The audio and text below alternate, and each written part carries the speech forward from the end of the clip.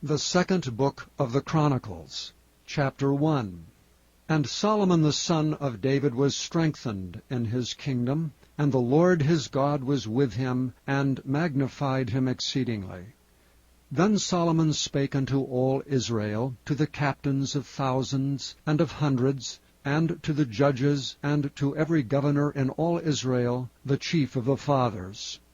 So Solomon and all the congregation with him went to the high place that was at Gibeon. For there was the tabernacle of the congregation of God, which Moses the servant of the Lord had made in the wilderness. But the ark of God had David brought up from Kirjath-jearim to the place which David had prepared for it. For he had pitched a tent for it at Jerusalem.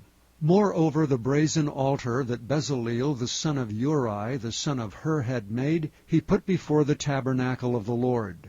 And Solomon and the congregation sought unto it. And Solomon went up thither to the brazen altar before the Lord, which was at the tabernacle of the congregation, and offered 1,000 burnt offerings upon it. In that night did God appear unto Solomon, and said unto him, Ask what I shall give thee. And Solomon said unto God, Thou hast showed great mercy unto David my father, and hast made me to reign in his stead. But now, O Lord God, let thy promise unto David my father be established, for thou hast made me king over a people like the dust of the earth in multitude.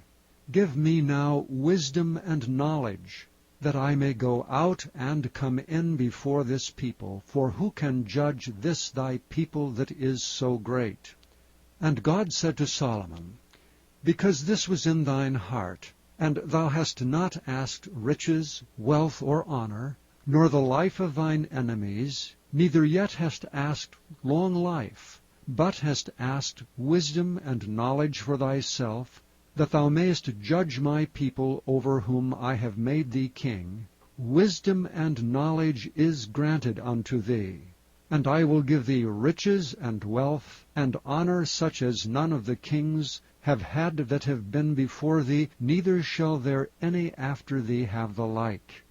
Then Solomon came from his journey to the high place that was at Gibeon to Jerusalem, from before the tabernacle of the congregation, and reigned over Israel.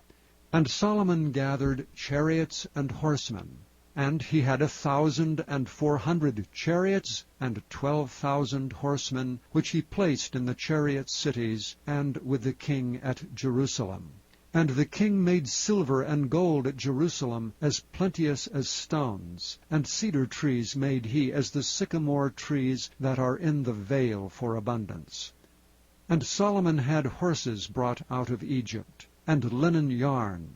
The king's merchants received the linen yarn at a price, and they fetched up and brought forth out of Egypt a chariot for 600 shekels of silver, and an horse for 150, and so brought they out horses for all the kings of the Hittites, and for the kings of Syria by their means.